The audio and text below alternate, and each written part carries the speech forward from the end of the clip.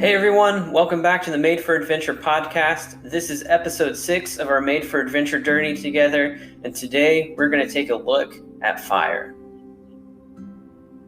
So fire is one of the main sources for sustaining life when you think about it. You need it to boil water, you need it to cook food, you need it to dry off when your clothes get wet, you need it to keep warm in a cold climate. In wilderness, fire is a source of survival. And growing up, I always loved to play with fire. When we visited people who had a fire ring or a bonfire, I'd be there sticking sticks in and taking them out, mesmerized by how it looked like a torch. It didn't matter how many sticks I went through, I would keep at it. And over the years, fire crafting is something I've been fortunate enough to grow in, getting better and better over the years. And if you've never made a fire before, there are steps to making a fire. Contrary to popular belief, as seen on most TV sitcoms and movies, you can't make a fire by just striking flint and sparks, lighting logs like you often see. Like I watched Frozen 2 not too long ago, and I think it was Anna had made fire by just striking 2 rocks together onto a stack of logs. And it's like, no, that can't happen. So contrary to popular belief, that's not the way you make fire.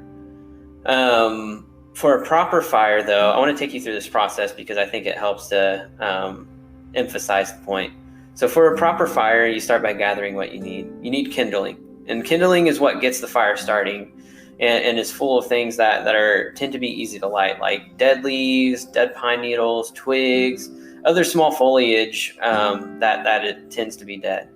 And also things that tend to be light. So like paper is a good one, paper towels, napkins, dryer lint, just some small things like that are easy to light. And I like to cheat if you're in nature and not trying to cheat. I tend to have a cotton ball on hand in case the original kindling tends to be hard to light.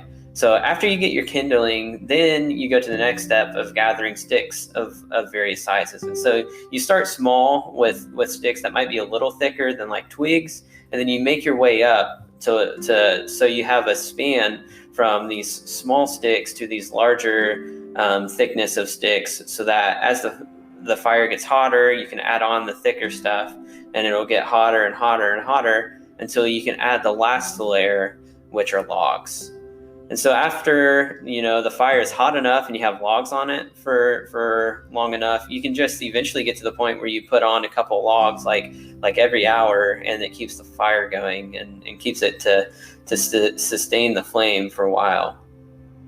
And so I love when we look at fire and we see how it is an essential tool out in the wilderness. And maybe if zombie apocalypse happens, it's going to be an essential tool for all of us again. But in this adventure, we always need fire. And if we let Jesus be our fire, we have true life. This is what Jesus says to his disciples, found in John 14:6. I am the way, the truth, and the life. No one can come to the Father except through me.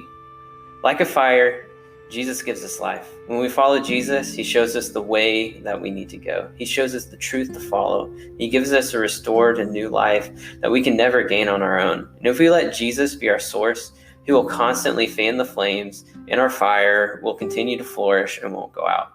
He is the light of the world. When darkness tries to dominate, his light breaks through. It always wins.